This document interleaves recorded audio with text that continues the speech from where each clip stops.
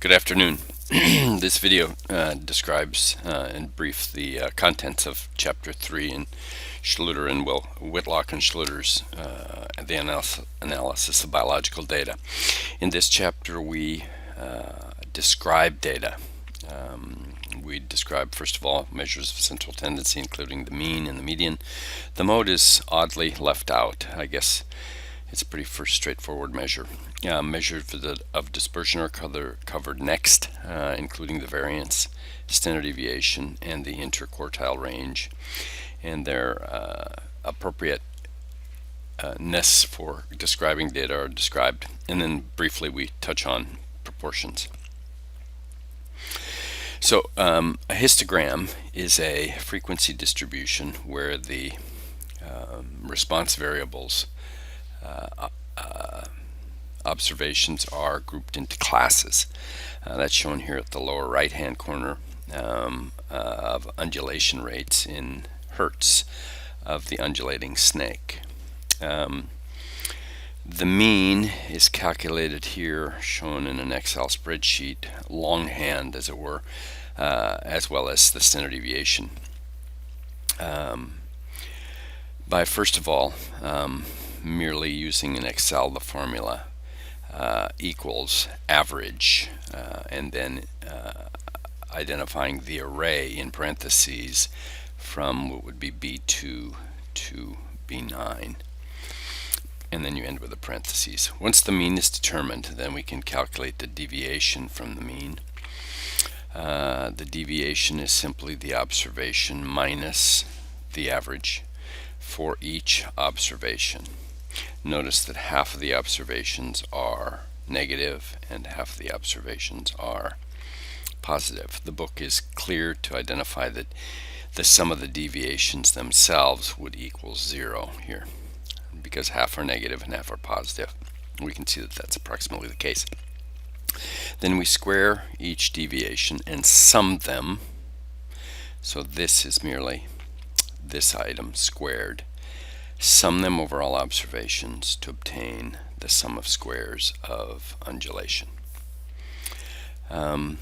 We divide that sum of squares by 1 less than the sample size to obtain the variance here, denoted S squared, and then take the square root of that to obtain the standard deviation. The coefficient of variation, or the standard deviation relative to the mean, is shown here. This is a useful quantity for comparing two variables that may come from the same sample of experimental observations, though no comparison is implied, that is, statistical comparison. The median and interquartile range is shown here in describing the Titeran spider speed before and after amputating one of its pedipalps. The median is merely the 50th percentile. It's the observation in the middle. If observations in a distribution are sorted smallest to largest, if the number of observations are odd, it's the middle observation. If there are an even number of observations, then the median is the excuse me, the average of the two observations in the middle. The first quartile, or the 25th percentile, is the middle value of the 50% of the observations below the median. No, it's the median of the observations below the median. Likewise, the third quartile is the 75th percentile, and it is the median value between the 50th percentile and the largest value, largest observation. I've shown an Excel spreadsheet here below showing how to set up the spreadsheet to calculate the percentiles. And in Excel, it's pretty straightforward. We say equals percentile, and then we highlight the array, which would be all the observations here for speed, and then comma and K is which percentile, and in the case of 25, it'd be 0.25, and that would give us a value here. This could be done that way as well. Percentile, highlight the array here, and then say 0.5. We could also say equals median for this observation, and then the third quartile, or the 75th percentile, would be highlighting this array and comma 0.75 parentheses, and that would give us the. Now the interquartile range is merely the 75th percentile minus the 25th percentile. Here we see a common form of description, display rather, of the spider speed before and after amputation using what's called a box plot. The box plot shows the median here in the middle, the 25th and 75th percentile, 25th, 75th percentile, and then the whiskers are the 1.5 times the interquartile distance from the 75th percentile and the 25th percentile.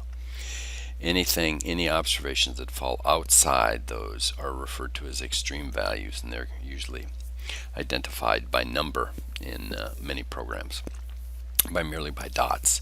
Now, a box plot in Excel is not a simple undertaking. It takes anywhere between 30 and 40 clicks to get a bar diagram to show to display an error bar, or excuse me, a box plot. So I suggest if you're after box plots, you use one of the other pieces of software like SPSS. When we look at the relationship between mean and median, and here we're looking at the grandchildren of a cross between marine and freshwater sticklebacks, shown by frequency of genotypes. Here is the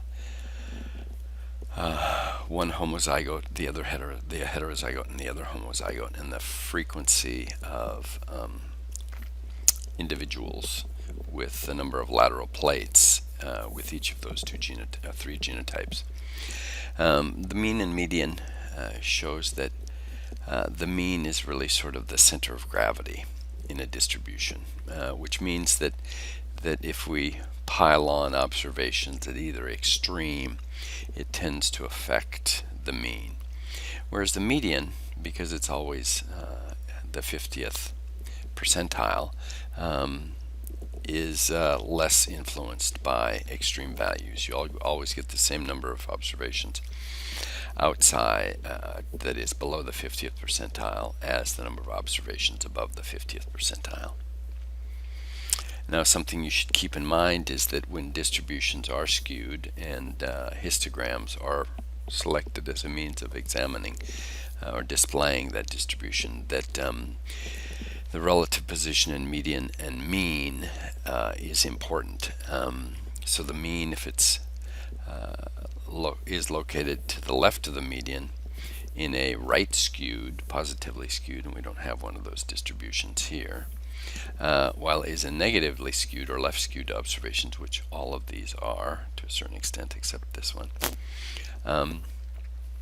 the mean is located to the right of the median.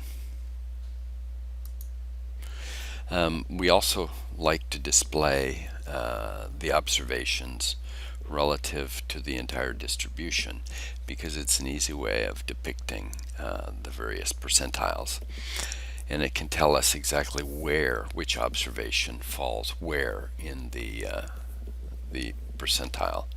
So in this particular case, for example, we see that the 25th percentile is the observation of about 2.4 centimeters per second. Cumulative plots are relatively straightforward to produce in Excel and in SPSS, although we must use not one of the legacy graphic dialogues in SPSS.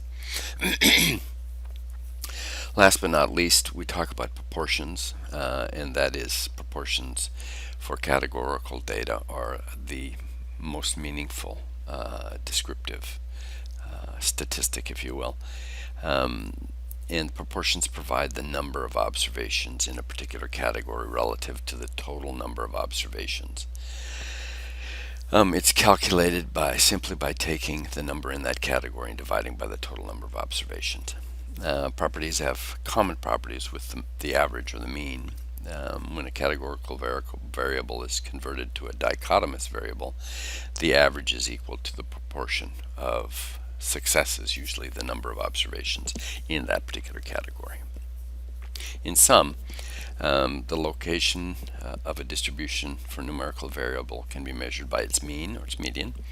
The mean is the center of gravity, whereas the median is the middle value, the 50th percentile. The standard deviation measures the spread of distribution. It is a sum of the squared deviations divided by one less than the number of observations, and then that equals variance, and we take the square root of that to get standard deviation. Standard deviation, it has the same units as the mean. Quartiles break the ordered observations into four equal parts. Percentiles are used both for normally distributed as well as skewed distributions. The interquartile range, which is the difference between the 75th percentile and the 25th percentile, is another measure of spread of a frequency distribution.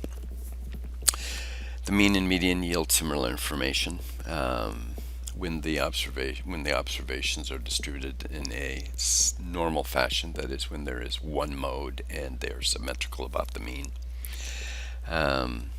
The standard deviation and mean are less informative when the distribution is skewed, and the median and interquartile range are actually better descriptors for those types of distributions. The percentile specifies the percentage of observations less to or equal to it, and the quantile of a measurement specifies the fraction of observations less than or equal to it. The quantiles of a sample can be shown using a graph of cumulative frequency distribution. And finally, the proportion of a proportion is the most important descriptive statistic for a categorical variable.